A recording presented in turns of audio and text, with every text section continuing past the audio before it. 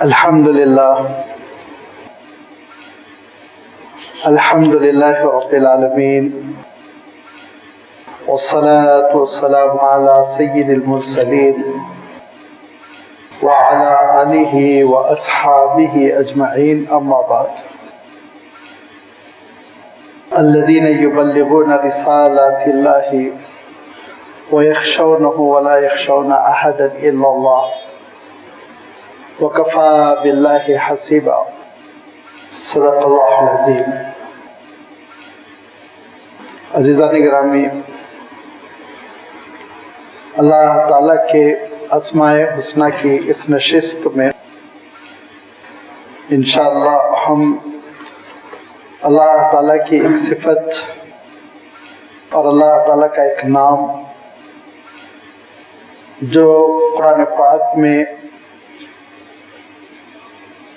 اسی لفظ اسی صیغے کے ساتھ وارد ہوا وہ ہے حسیب، اور حسیب پر ہم گفتگو کریں گے۔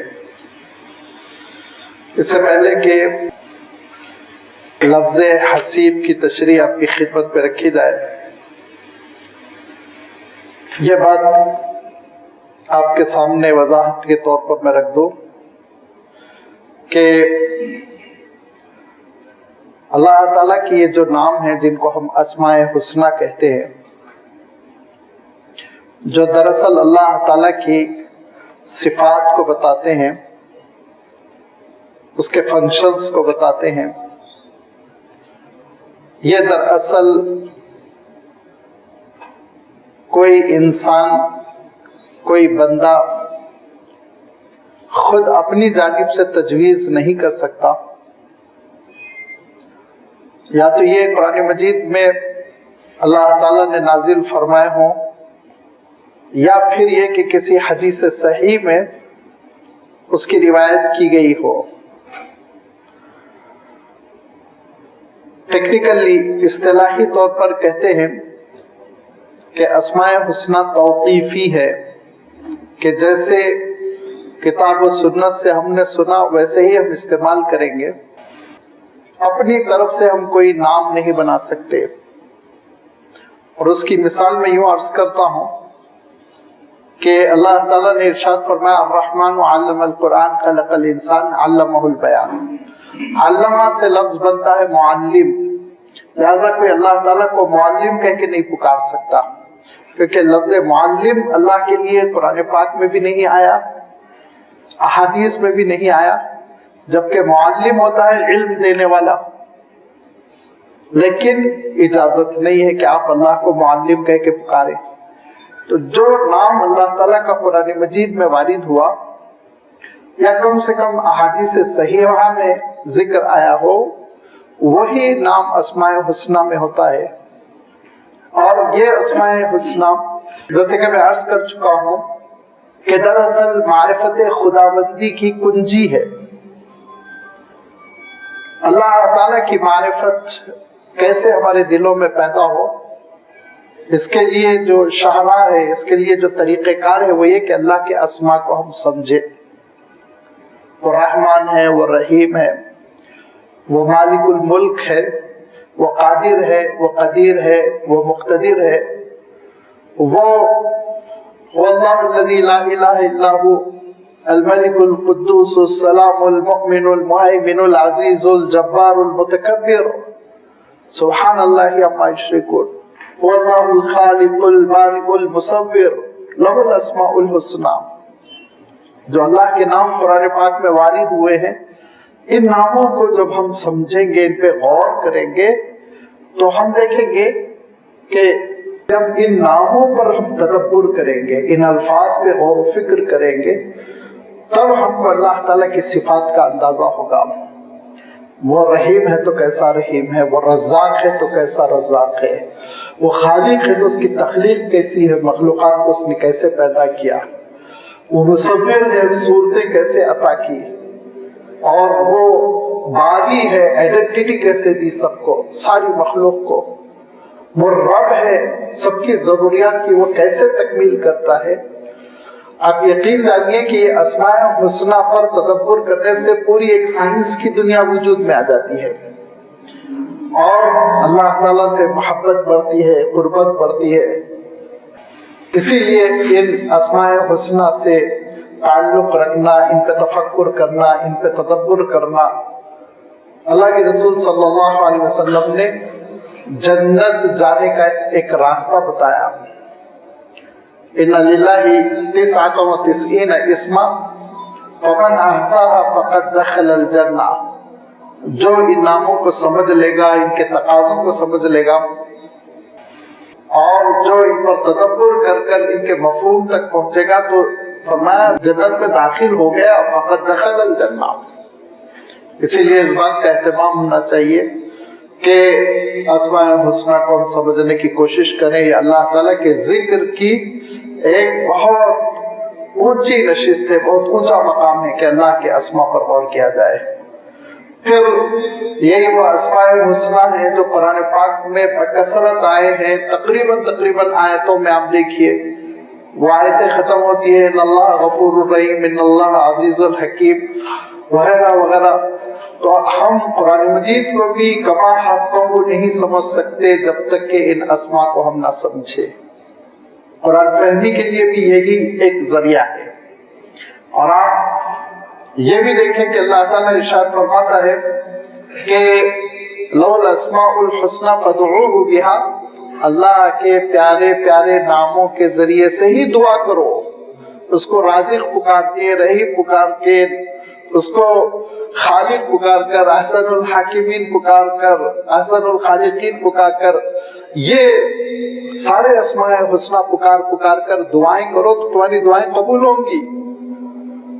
ایک دیہات کے آئے ہوئے بدو دعا کرنے لگے مسجد نبوی میں، اور انہوں نے کہا کہ میں اے اللہ تجھ سے سوال کرتا ہوں، جو تو الحی القیوم الاحد الصمد ہے، اسماء حسنہ کا تذکرہ کیا، تو اللہ کے رسول صلی اللہ علیہ وسلم فرماتے ہیں اس نے وہ نام لے کے مولا کو پکارا کہ اس کی دعا ریجیکٹ نہیں ہوگی، اس کی دعا مسترد نہیں ہوگی کہ آپ مجھے اجازت دے میں یہ لفظ کہوں اللہ کی خوشامد کر لیا، خوش کر لیا اللہ تعالیٰ کو۔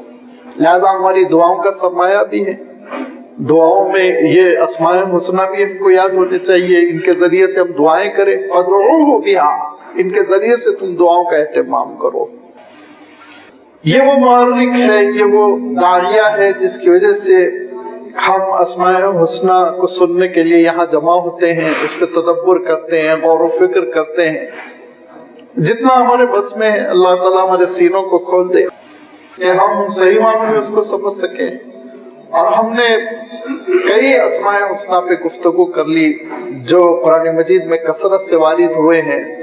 ہم نے گفتگو کر لی ہے رحمان پر، رحیم پر، ہم نے گفتگو کر لی ہے رب پر، ہم نے گفتگو کی ہے مالک الملک پر، ہم نے گفتگو کی ہے قدیر پر، قادر پر، مقتدر پر، ہم نے گفتگو کر لی ہے خالق پر، باری پر، مصور پر، ہم نے گفتگو کر لی ہے اس کے سلامتی پر، اس کے امن پر، السلام المؤمن المہیمن۔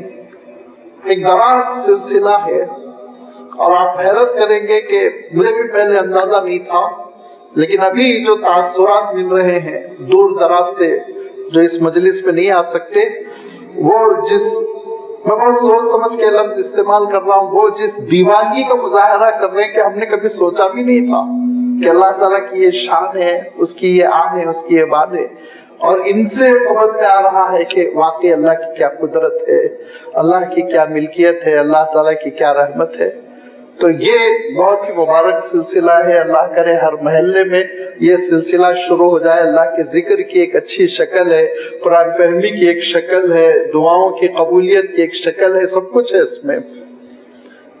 اور ہمارا مسئلہ یہ ہے مختلف چھوٹے موٹے موضوعات پر بڑے بڑے جلسے ہوتے رہتے ہیں، لیکن جو اسلام کی بنیادیں ہیں وہی نظر انداز ہیں، انہی پہ توجہ نہیں ہوتی۔ لہذا اسماء الحسنہ کی اس نشست میں آج انشاءاللہ ہم گفتگو کریں گے حسیب پر، حاسین با، اس سے ایک لفظ اردو میں کثیر الاستعمال ہے حساب۔ حساب آپ جانتے ہیں، علم الحساب میتھمیٹکس کو کہتے ہیں، حساب ہم جانتے ہیں جوڑنا توڑنا، اور یہی دراصل عربی کا لفظ ہے الحسیب، حساب سے بنا ہوا हा सीन बा इसका रूट वर्ड है, और इसी से फिर ये हासिब भी बना है, असरउल हासिबीन ये भी आया है 2 मरतबा, और हसीबन का लफ्ज भी है, कफा बिल्लाहि हसीबा, जिस आयत की मैंने अभी तिलावत की सूरतुल अहज़ाब की, कि अल्लाह के रसूलों की सिफत बयान हुई, अल्लज़ीना युबल्लिगूना रिसालातिल्लाहि, अल्लाह के वो रसूल सुफरा जो अल्लाह का पैगाम वो दुनिया वालों तक पहुंचाते हैं। और फिर फरमाया कि उनकी सिफत ये होती है कि वह यख्शौनहु, उनके दिल में सिर्फ खौफ खुदा होता है, वला यख्शौना अहदन इल्लल्लाह, अल्लाह के सिवा किसी का रौब, किसी का डर, किसी का खौफ उन रसूलों के दिल में नहीं होता। वकफा बिल्लाहि हसीबा, और अल्लाह ही हसीब है। अभी मैं तर्जुमा नहीं कर रहा हूँ, क्योंकि ये हसीब की तशरीह करते हुए मुफस्सिरीन लिखते हैं, अरबिदा हजरात लिखते हैं कि ये 3 मानों पर मुश्तमिल है। 3 मानों को ये एक लफ्ज अपने अंदर सुमो लिया है। एक पहला मफहूम के अल्लाह ताला काफी हो जाना, अल्लाह ताला जरूरियात की तकमील के लिए, अल्लाह ताला मसाइल के हल के लिए काफी हो जाना, इसीलिए वकफा बिल्लाहि हसीबा, अल्लाह ताला ने इरशाद फरमाया, खुद कफा का लफ्ज आया वहां पे काफी हो जाना, किसी और की जरूरत न पड़ना। काफी होने के मान यही कि वह ऐसा हमारे लिए काफी हो जाए कि किसी और की तरफ तवज्जो करने की जरूरत ही न पड़े।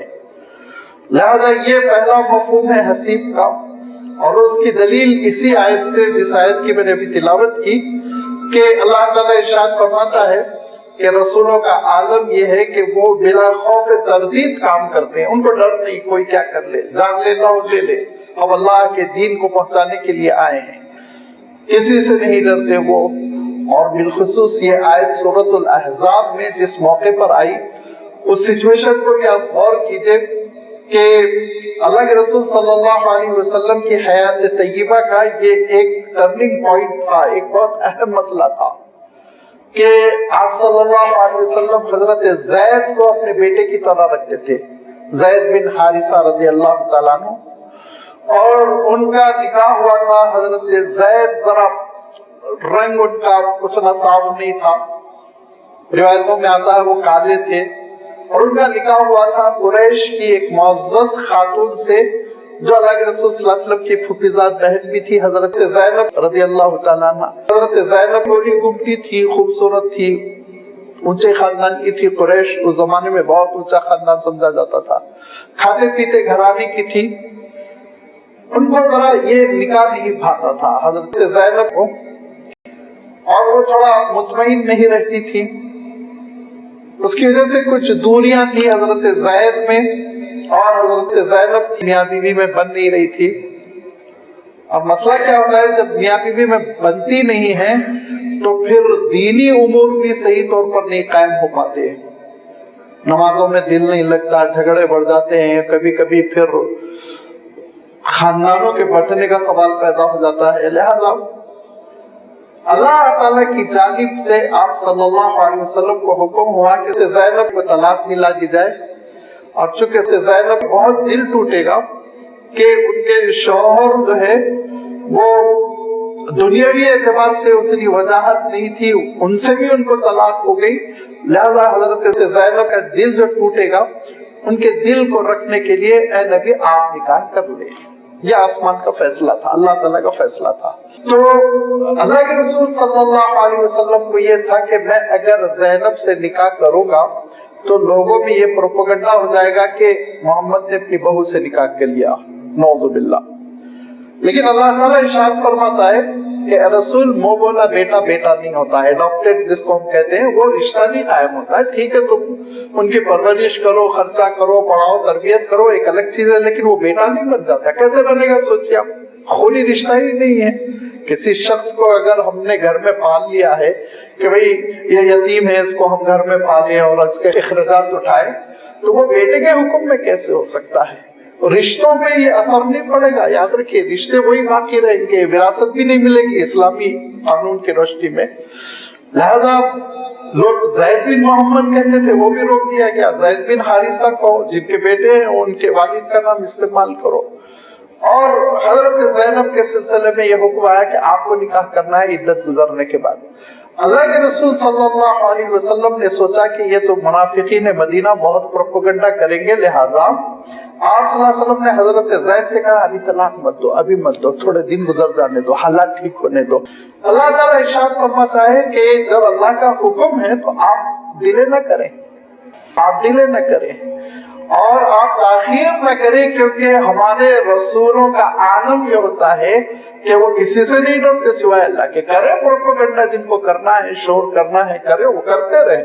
جو شریعت کا حکم ہے اس پہ آپ کو عمل کرنا ہے، اور انسانیت کے لیے آپ کو یہ میسج پہنچا دینا ہے کہ منہ بولا بیٹا بیٹا نہیں ہوتا، اس کی بیوی بہو نہیں ہوتی۔ جو اصلی بیٹا ہے اس کی بیوی تو ہمیشہ کے لیے حرام ہو جاتی ہے، تعبیدی حرمت اس کو کہتے ہیں، وہ تو خسر کے لیے ہمیشہ کے لیے حرام ہو گئی، چاہے 1 گھنٹے کے لیے نکاح میں آئی ہو، وہ بیٹی کے حکم میں ہو گئی، اب کبھی نکاح نہیں ہو سکتا۔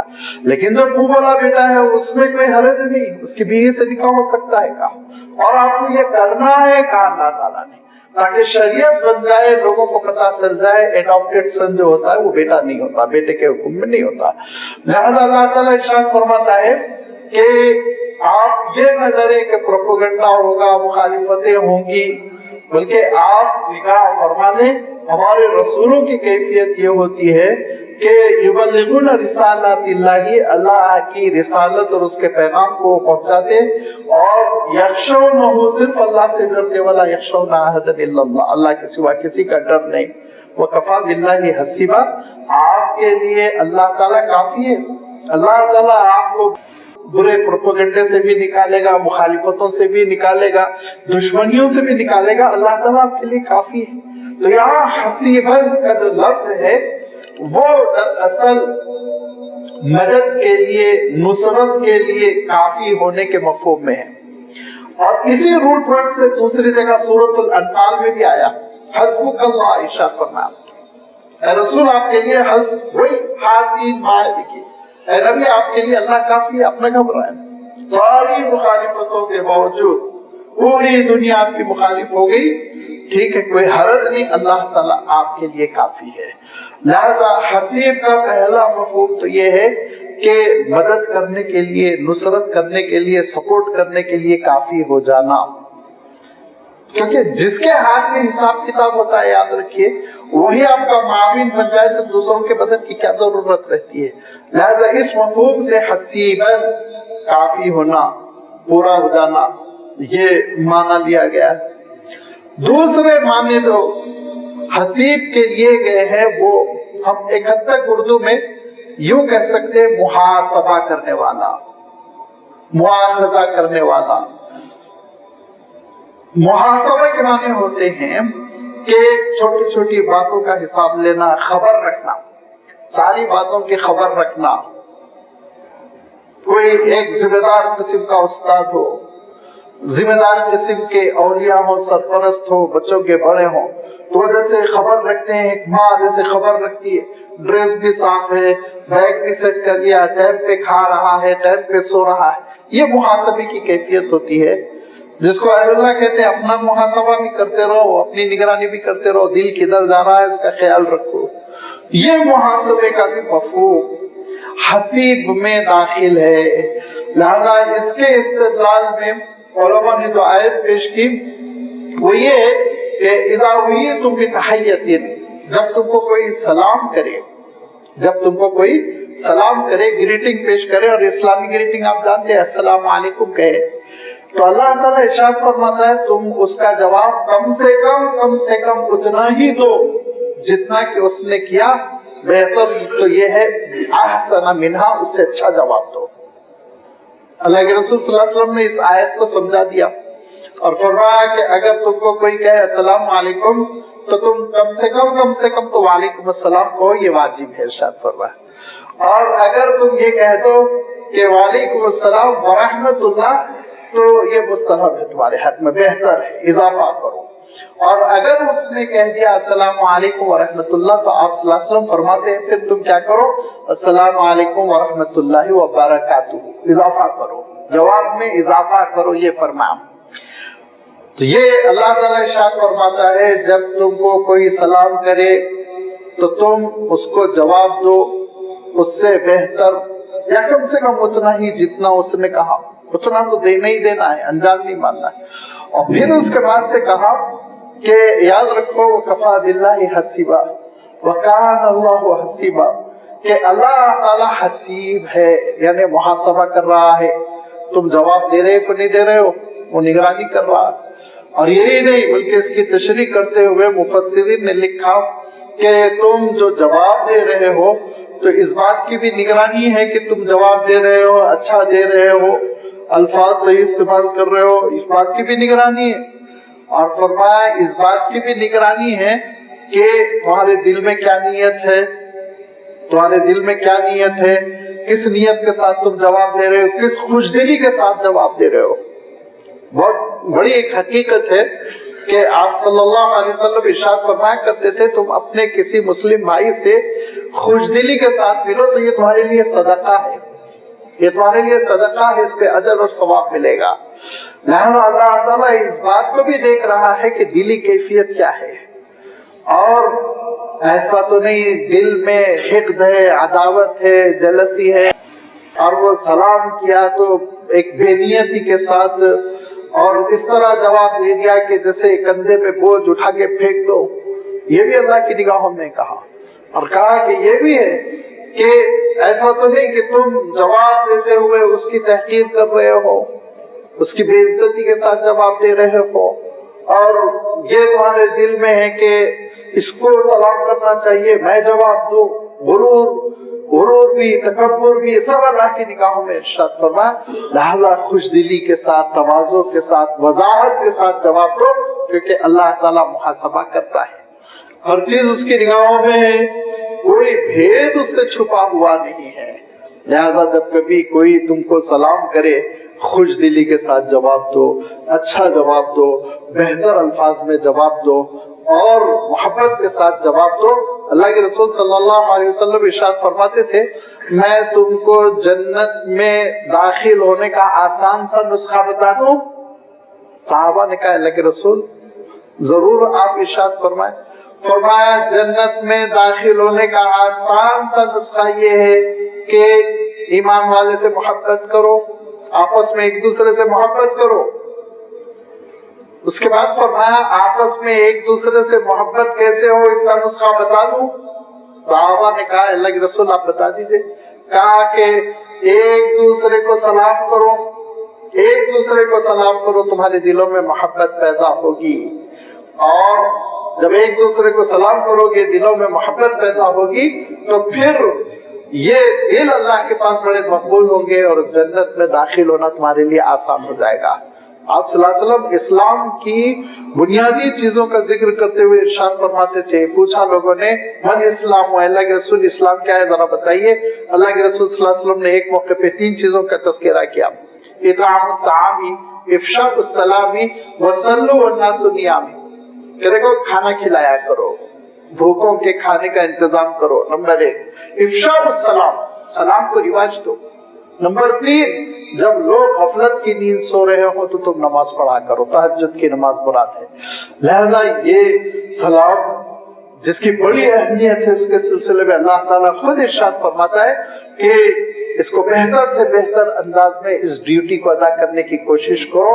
اللہ تعالیٰ جانتا ہے، وہ تمہارا حساب کتاب لینے کے لیے، محاسبہ لینے کے لیے کافی ہے، اس کی نگاہوں میں ہے کہ کس نیت سے جواب دے رہے ہو، کیسے جواب دے رہے ہو۔ ایسا تو نہیں ان کے دل میں خواہش ہے کہ یہ موصوف سلام کرے میں بڑا ہوں، یہ خواہش کے ساتھ اگر کوئی سلام کر رہا ہے تو اللہ تعالیٰ جانتا ہے کہ یہ تمہارے دل میں جو خواہش ہے وہ دراصل غرور کا بیج ہے، یہ سمٹمز ہے تکبر کے، اس کو نکال کر پھینکو، اللہ تعالیٰ دیکھ رہا ہے۔ اسی لیے اللہ کے رسول صلی اللہ علیہ وسلم کبھی بچوں کو موقع نہیں دیتے تھے کہ وہ سلام کریں۔ صحابہ کہتے ہیں ہم بچے کھیلتے رہتے تھے اور ہمارے دلوں میں تمنا رہ گئی کہ ہم پہلے اللہ کے رسول کو سلام کریں، کبھی اللہ کے رسول صلی اللہ علیہ وسلم نے ہم کو موقع نہیں دیا، وہ سبقت کر جاتے تھے. آپ صلی اللہ علیہ وسلم پہل کرتے تھے، السلام علیکم کہہ دیا کرتے تھے. لہذا یہ سلام بھی ایک عجیب و غریب اسلام کا نظام ہے جس کے بارے میں اللہ تعالیٰ ارشاد فرماتا ہے یہ عمل اللہ کی نگاہوں سے پوشیدہ نہیں رہے گا، یہ اس کا محاسبہ کرتا ہے، یہ اس کے نگاہوں میں ہے.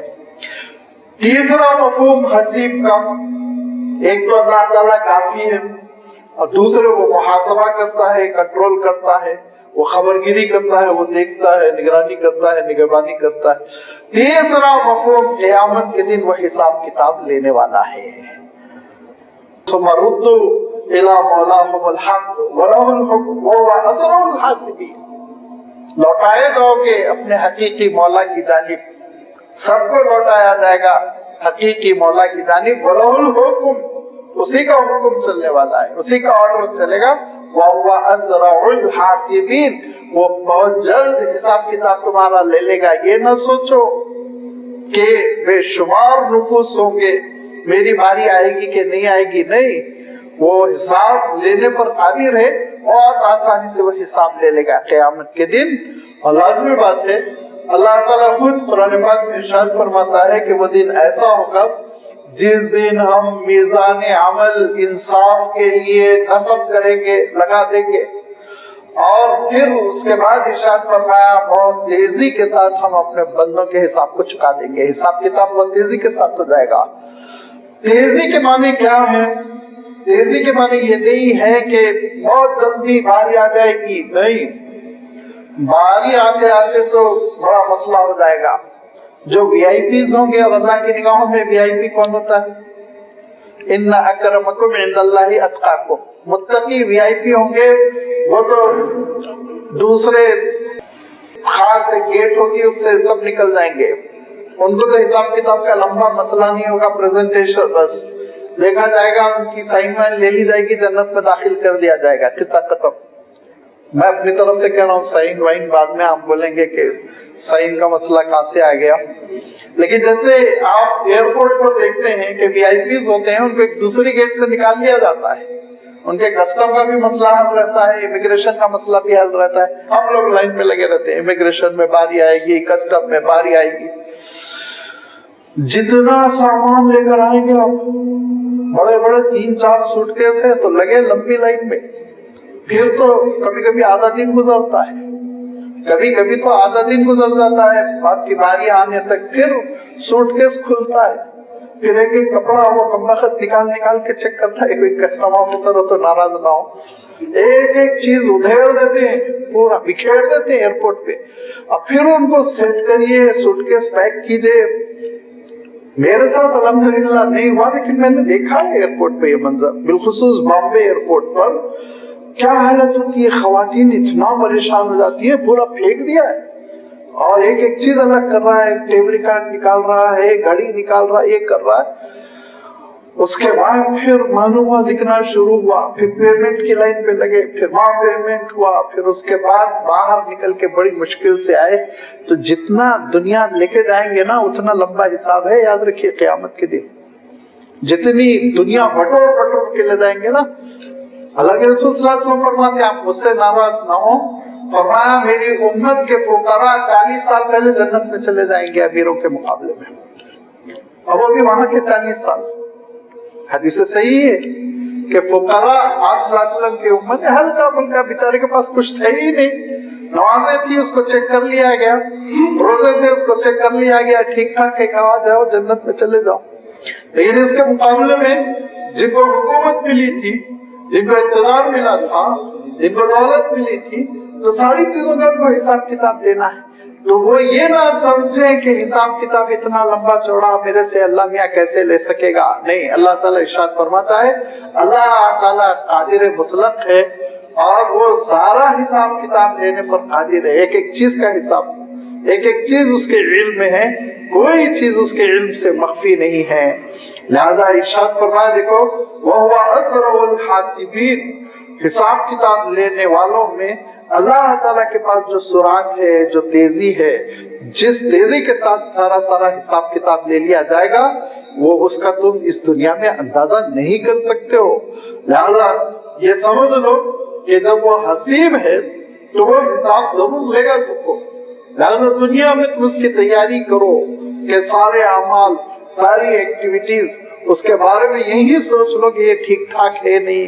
ایسا نہ ہو اللہ تعالیٰ کے سامنے پیش کرتے ہوئے شرمندگی ہو جائے, اللہ تعالیٰ کے سامنے حساب دیتے ہوئے شرمندگی ہو جائے. ایسا نہ ہو وہ پوچھے گا آمدنی حلال تھی کہ حرام تھی, وہ پوچھے گا حقوق ادا کیے تھے کہ نہیں کیے تھے, وہ پوچھے گا کہ عمر جو قیمتی تھی کہاں ضائع کی تھی, کہاں صرف کی تھی, ساری چیزیں وہ پوچھے گا. اب اگر ایک صاحب اللہ تعالیٰ کے سامنے یہ کہیں کہ مولا روزانہ شام میں کلب میں وقت بتایا کرتا تھا, تو کیا منہ دکھائے گا؟ ذرا سوچیے آپ, حساب کتاب تو دینا ہے اللہ تعالیٰ کے سامنے. کوئی صاحب اللہ تعالیٰ کے سامنے کھڑے ہوئے ہیں حساب کتاب دیتے ہوئے, وہ کہہ رہے ہیں اللہ آمدنی کا 50% حصہ لچر کاموں میں خرچ کرتا تھا, بیکار کاموں میں خرچ کرتا تھا, کیا منہ دکھائے گا اللہ تعالیٰ کو؟ لہذا ارشاد فرمایا دیکھو اپنے مالک کے سامنے تم کو حساب کتاب کے مرحلے سے گزرنا ہے. اس کے لیے ایک عمومی نظام ہے جس کو میزان عمل کہا گیا ہے. میزان عمل میں نیکیوں کو ویلڈ کیا جائے گا, تولا جائے گا, اندازہ لگایا جائے گا, اور پھر اس کے بعد سے پوچھا جائے گا سوال ہوگا یہ کیوں کیا تھا, یہ کیوں نہیں کیا تھا. یہ ہے اللہ تعالیٰ کی صفت حسیب. لہذا ہر صفت کا مسئلہ یہ ہوتا ہے, میں عرض کرتا رہتا ہوں کہ اس کا ایک پریکٹیکل اثر میری اور آپ کی زندگی میں پڑنا چاہیے. اگر اللہ تعالیٰ رحمان ہے اور رحمت کی صفت ہم نے سمجھ لی تو اس کا نتیجہ یہ ہونا چاہیے میں بھی ہمدرد بنوں, میرے اندر بھی مہربانی آئے. کیونکہ اللہ کے رسول صلی اللہ علیہ وسلم ارشاد فرماتے ہیں کہ ارحموا من فی الارض یرحمکم من فی العرش یا من فی السماء, دونوں روایتیں آتی ہیں کہ تم زمین والوں پر رحمتیں کرو, مہربانی کرو تو عرش والا تم پر مہربانی کرے گا. نرمی پیدا ہوگی, شفقتیں پیدا ہوں گی. اللہ تعالیٰ رزاق ہے. یہ صفت ہم نے جب سمجھ لی کہ رزق کا کوٹا تو اللہ تعالیٰ منظور کرتا ہے, تو میرے اندر اطعام و طعام کی صفت ہوگی. میں کسی کے لیے رزق کا ذریعہ بنوں گا, کسی کی مدد کروں گا, کسی کو کھلانے کی کوشش کروں گا, جس کو اسلام میں بہت پسند کیا گیا. وَيُطْعِمُونَ الطَّعَامَ عَلَىٰ حُبِّهِ مِسْكِينًا وَيَتِيمًا وَأَسِيرًا. کئی مقامات ہیں جہاں اللہ تعالیٰ نے ارشاد فرمایا کہ مسکینوں کو, پریشان حالوں کو, قیدیوں کو کھلانے کا تم انتظام کیا کرو. کہیں اللہ تعالیٰ ارشاد فرماتا ہے وَلَا يُحَاضُونَ عَلَىٰ طَعَامِ الْمِسْكِينِ. منافق کی علامت ہے کہ کھلانے پلانے کا ماحول, غریب کے اوپر خرچ کرنے کا مسئلہ آ جائے تو اپریشیٹ نہیں کرتا, ہمت افزائی نہیں کرتا, ڈانٹ ڈپٹ کرتا ہے. بچا کے رکھو بچوں کے لیے, پہلے گھر میں چراغ پھر بعد میں مسجد میں چراغ. مسلمان ایسا نہیں, پہلے مسجد میں چراغ کرتا ہے پھر گھر میں کرتا ہے. صحابہ کی زندگی آپ اٹھا کر دیکھ لیجئے, صحابہ کی زندگی آپ اٹھا کر دیکھ لیجئے کہ انہوں نے مہمانوں کو کھانا کھلایا, بچوں کو بھوکا سلایا. اگر ان احادیث صحیحہ کا انکار کرنا ہو کر لیجئے, ورنہ تو یہ تاریخ ہے ہماری کہ مہمانوں کو اللہ کے رسول صلی اللہ علیہ وسلم نے بھیجا, ان کو کھانا کھلا دیا, بچوں کو بھوکا سلا دیا. یہ اسلامی مزاج, رزاقیت, اس کی رزاقیت کی شان ہے, اس کا اثر مجھ پہ پڑنا چاہیے. ہر صفت کا ایک عملی تاثر ہماری زندگی میں آنا چاہیے. اور وہ حسیب ہے, وہ حسیب ہے, اس کے معنی یہ وہ کافی ہوتا ہے, وہ اس کی مدد ہمارے لیے کافی ہے, اس کی نصرت ہمارے لیے کافی ہے. یہ حسیب کا تصور. پھر حسیب کا تصور یہ ہے کہ وہ محاسبہ کرتا ہے, وہ کنٹرول کرتا ہے, نگرانی کرتا ہے. اور حسیب کا تصور یہ کہ قیامت کے دن حساب کتاب لے گا. جب یہ احساس میرے اور آپ کے اندر پیدا ہو جائے تو پھر فرمایا کہ وہ حاسب قبل ان تحاسبوا, اس سے پہلے تمہارا حساب کتاب ہو, اپنا حساب کتاب خود لے لو, خود آڈٹ کر لو, چیک کر لو. لہذا اہل اللہ کے پاس ایک معمول ہوا کرتا تھا. اب آج کل اوریجنل اہل اللہ بہت کم پائے جاتے ہیں, تلاش کرنا پڑے گا. آرٹیفیشل ہے آج کل, جھپوں اور پگڑیوں میں چھپنے کو اہل اللہ سمجھتے ہیں. پہلے کیا ہوتا تھا کہ ان کی سادگی ہوتی تھی اور ان کی للہیت ہوتی تھی, سب کے لیے اویلیبل ہوتے تھے, اور نہ حلقے ہوتے تھے نہ اشتہارات ہوتے تھے, ایک کیفیت ہی الگ ہوتی تھی. اب بھی ہے, تلاش کرنا پڑے گا آپ کو. یہ اہل اللہ کے پاس محاسبہ بہت اہم چیز ہے, یاد رکھیے. وہ کہتے ہیں اپنے 24 گھنٹوں میں ایک وقت تم رکھو، بیٹھ کر تنہائی کے ساتھ حساب لو کہ 24 گھنٹے اللہ تعالیٰ نے مجھے اتنی نعمتیں دی، میں نے کیا کیا، کون سا فرض چھوٹا، آج کون سا واجب چھوٹا، آج کس کی میں نے حق تلفی کر دی، آج کس کے ساتھ میں نے بد کلامی کر دی، کس کے ساتھ بد اخلاقی کے ساتھ پیش آیا، کس کا حق حرام کر گیا۔ اپنا خود ایک حساب کتاب لو اور گڑ گڑاؤ، رو، اللہ تعالیٰ سے معافی مانگ لو۔ یہ کیفیت ہمارے اندر پیدا ہو، احساس سے ذمہ داری کی۔ جو غفلت کی زندگی ہے، یہ غفلت کی زندگی مناسب نہیں ہے۔ ایک ایمان والے کی شایان شان غفلت کی زندگی نہیں ہوتی۔ غفلت تو کفر کے ارکان میں سے ہے۔ جہالت، غفلت، شہوت، یہ ارکان کفر ہے، یہ ارکان ایمان نہیں۔ ارکان ایمان یہ ہے کہ اپنے واجبات کا احساس ہو، اپنی ڈیوٹی کا احساس ہو۔ مومن بہت حساس ہوتا ہے، سینسیٹیو ہوتا ہے۔ ان کا عالم یہ ہوتا ہے کہ ایک بزرگ گھوڑے پر سوار ہونے کے لیے گھوڑے کے قریب پہنچے، گھوڑا ڈک رہا ہے، اچھل رہا ہے، ان کو بیٹھنے نہیں دے دیتا۔ وہ کھڑے ہو کے سوچنے لگے، روز میں آتا ہوں اور اس کے اوپر بیٹھ کر جہاں مجھے جانا ہے جاتا ہوں، کبھی نہیں اچھلتا، آج کیوں اچھل رہا ہے؟ لہذا وہیں کھڑے ہو کے وہ محاسبہ کر رہے ہیں اپنا کہ فجر کی نماز صحیح ہوئی، تہجد صحیح ہوئی، صدقات صحیح ہوئے، کہیں نہ کہیں میں نے اپنے مالک کے ساتھ نافرمانی کی کہ اب میرا مملوک میری ملکیت میں جو ہے وہ مجھ سے نافرمانی کر رہا، کہیں نہ کہیں میں نے غلطی کی ہے۔ اتنے حساس ہوا کرتے تھے۔ لیکن عالم یہ ہے کہ ہم اپنے اعمال کی خبرگیری بالکل نہیں کرتے، دوسروں کے اعمال کی بہت خبرگیری کرتے ہیں۔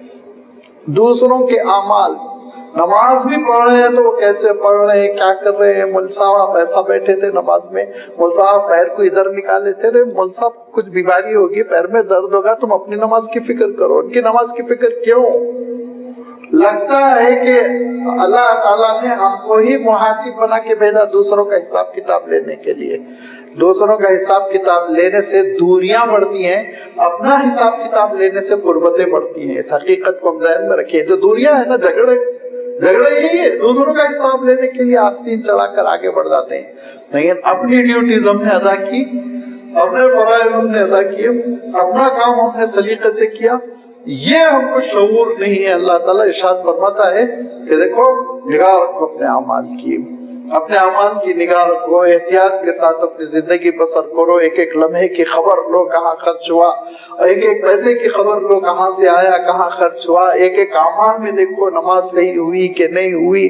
ایک بار 24 گھنٹوں میں بیٹھ جاؤ سونے سے پہلے، تم کو اندازہ ہوگا کہ اللہ تعالیٰ کی عظیم الشان نعمتوں کے مقابلے میں میرا جو رد عمل رہا، میری جو پریکٹس رہی، میرے جو اعمال رہے، اس میں کتنی کوتاہیاں ہیں، کتنی کوتاہیاں۔ یہ جب کوتاہیوں پر نگاہ پڑے گی تو بندگی پیدا ہوگی، اللہ کے سامنے انکساری پیدا ہوگی۔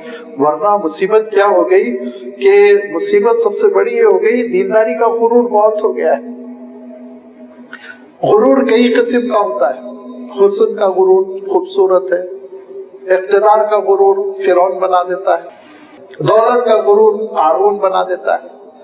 لیکن یاد رکھیے، دینداری کا غرور بلعام ابن باعور بنا دیتا ہے، جس کو اللہ تعالیٰ نے کتے سے تشبیہ دی۔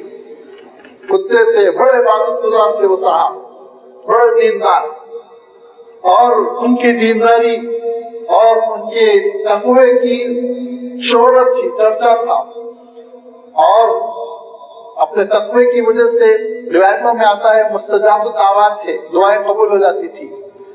تو لوگوں نے کیا کیا؟ اسرائیلیوں نے نہیں بلکہ فرعون کے خاندان کے لوگوں نے کیا ہوگا، ان سے کہا کہ حضرت موسیٰ علیہ السلام کے خلاف بددعا دے، نعوذ باللہ۔ تو انہوں نے پہلے تو کہا نہیں، وہ رسول ہے، ان کو میں بددعا نہیں دے سکتا۔ پھر اس کے بعد وہی کیا، حضرت کھانا، دعوت، خوشامد، اور آپ اتنے بڑے پیر، پیرانے پیر، آپ تو بات سنیں ہماری، لہذا خوشامد میں انسان چلا جاتا ہے۔ یاد رکھیے، وہ علامہ اقبال کی آپ نظم پڑھ لیجئے، جس میں انہوں نے مکڑی کے شکار کا قصہ لکھا ہے کہ وہ ایک کیڑا آیا تھا اور اس کی بڑی कोशिश कर रहा था मकड़ा उसकी शिकार कर ले, लेकिन हाथ नहीं आ रही थी वो मक्खी। उस पर फिर अल्लामा इकबाल कहते हैं कि मकड़े को सूझी कि इसको शिकार कैसे करना चाहिए। वो बड़े प्यारे अशार हैं जो मुझे याद नहीं रहते कि तुम्हारी कलगी देखो कितनी खूबसूरत है, तुम्हारी आवाज देखो कितनी प्यारी है, तुम जहाँ जाती हो महफिल को चमका देती हो, मेरी महफिल में भी आ जाओ। मारे खुशी के उनके मुंह के सामने बैठी, बैठ के खाया, लंच मिल गया उसको खुशामद से। अल्लामा इकबाल लिखते हैं आखिर में, जब किसी तरकीब से काम ना बने तो खुशामद कर लो, खुशामद से 100 काम बन जाते हैं। बड़ी नसीहत आमोस नज़म है ये। खुशामदों के जरिए से बेचारे बलाम इब्ने बाऊर, बेचारा तो था ही नहीं, बलाम इब्ने बाऊर को बिगाड़ दिया और उन्होंने नऊजुबिल्लाह हजरत मूसा अलैहिस्सलाम की फुतुहात के खिलाफ दुआ दी, रुक जाए फुतुहात, क्या बददुआ दी पता नहीं। बस उसके बाद से जो अल्लाह ताला ने उनसे छीना, इल्म छीना, तकवा छीना, फासिक व फाजिर बदकार जानी बनकर मरे, फरमाया मसलहु कमसलिल कल्ब, उसकी मिसाल कुत्ते जैसी है। कहा जबान निकल गई जमीन पर, हर चीज को सूंघता रहा और हर चीज को सूंघता रहा। दीनदारी का गुरूर सबसे बड़ा गुरूर है, दीनदारी का गुरूर सबसे बड़ा गुरूर है। लिल्लाह मस्जिद पाबंदी से आने की वजह से, सफे अव्वल में नमाज पढ़ने की वजह से लोगों के ऊपर आस्तीन चढ़ा चढ़ा के न चढ़िए। ये नमाज मेरी नजात के लिए, मौज़िन साहब के लिए कुछ नहीं है। ये नमाज मेरे नजात के लिए, इमाम साहब को कुछ नहीं मिलने वाला है, बोनस उल्टा है। क़यामत के दिन अल्लाह ताला मौज़िन साहब से पूछेंगे ये साहब आते थे कि नहीं आते थे। नाराज हो गए मौज़िन साहब, जरा इधर उधर देखने लगे तो फंस जाएंगे। दीनदारी का गुरूर बिल्कुल नहीं होना चाहिए। ये बहुत देखने में आ रहा है, बहुत देखने में आ रहा है कि बड़ा सा कभी किसी नेक काम से ताल्लुक हो गया, किसी तहरीक से ताल्लुक हो गया, कुछ नेक काम में वक्त लगा दिए, फिर उसके बाद से एक साहब को तो देखा मैं कि आखिरी उम्र में जरा दाढ़ी वाड़ी रखकर एक अच्छी शेरवानी सिलाकर मुझसे उन्होंने कहा मस्जिद में, मैं झूठ नहीं बोलूंगा, मैं मुफ्ती आजम लग रहा हूँ कि नहीं लग रहा हूँ। मौलाना अगर शेरवानी का नाम मुफ्ती आजम है तो फिर इसके माने ये कि पंडित नेहरू भी मुफ्ती आजम थे, जिंदगी भर शेरवानी पहना बेचारा। ये दीनदारी का गुरूर, ये हिसाब किताब लीजिए आप कि मैं अल्लाह की नेमतों के मुकाबले में मैं क्या कर रहा हूँ, कुछ नहीं, कुछ नहीं है। अल्लाह ताला की नेमतों के मुकाबले में मैं जो इबादत कर रहा हूँ, मैं जो दीन पे अमल कर रहा हूँ, वो तो दोनों तराजू के पल्ले में रखा जाए तो उधर कुंटलों से अल्लाह की नेमतें हैं, ग्राम्स में मेरी अपने अमाल है, ग्राम्स में। 24 घंटों में कितने मिनट देते हैं हम नमाजों के लिए, सोच लीजिए। और दौलत में कितना देते हैं? ईमानदार लोग 2.5%, बेईमान तो 2.5% भी नहीं देते ना, ज़कात में भी डंडी मार देते हैं। बेचारे मौलाना अबुल कलाम आजाद कहते कहते इंतकाल कर गए कि अगर उम्मत मुस्लिमा सही तरतीब से ज़कात दे, मुसलमानों में गुर्बत नहीं रहेगी, मुसलमानों में से गुर्बत मिट जाएगी। तो जो ईमानदार है वो 2.5% वाले हैं, जो बेईमान है वो तो 2.5% भी नहीं। अल्लाह तुमको 100% दे और तुम अल्लाह ताला के लिए 2.5% नहीं दे सकते। जब मैं किसी के घर जाता हूँ तो मेरी ख्वाहिश होती है कि नफीस उम्दा ज़ियाफत मेरी की जाए, हाइजेनिक, जरा और अगर उसमें फर्क आ जाए इस्तेमाल नहीं करते, वो चीजें नजरअंदाज करते, बाहर निकल के कहते हैं कि पॉलिश्ड नहीं है, देहाती किस्म के लोग हैं, देखे नहीं कश्ती में मैल था, गिलास मैला था। लेकिन जब मैं अपनी ज़ियाफत इतनी आला दर्जे में चाहता हूँ, लेकिन अल्लाह का मेहमान आके कहता है अल्लाह के नाम पर दे दो, तो सड़ा हुआ सालन निकाल के देते हैं हम, सड़ा हुआ खाना देते हैं जिसको एक हफ्ते से हम नहीं खा पा रहे थे, बचा बचा के फ्रिज में रखते जा रहे थे, अब सोचे अब नहीं काम आने वाला, दे दो फकीर अल्लाह के नाम पे। तो फरमाया हदीस कुदसी में कि क़यामत के दिन अल्लाह ताला कहेगा मैं तुम्हारे पास भूखा आया था तो तुमने मुझे मुस्तरद कर दिया था, मैं तुम्हारे पास प्यासा आया था तुमने रिजेक्ट किया था, मैं तुम्हारे पास कपड़े का जरूरतमंद आया था तुमने मुझे धुतकार दिया था। बंदा कहेगा मौला अल्लाह ये चीजें आपके पास कहाँ, भूख कहाँ आपके पास, कपड़े की जरूरत कहाँ, प्यास। अल्लाह ताला इरशाद फरमाएगा जो मेरा नाम लिया था ना वो मेरा नुमाइंदा था, अल्लाह के लिए कहा था उसने, लिहाजा तुमको मेरे नाम की लाज रखनी चाहिए थी। हिसाब किताब लीजिए, हिसाब किताब की जरूरत है। इनफरादी तौर पर हम सब हिसाब किताब लें کہ کیا ہم اللہ تعالیٰ کی نعمتوں کا صحیح رد عمل ظاہر کر پا رہے ہیں کہ نہیں.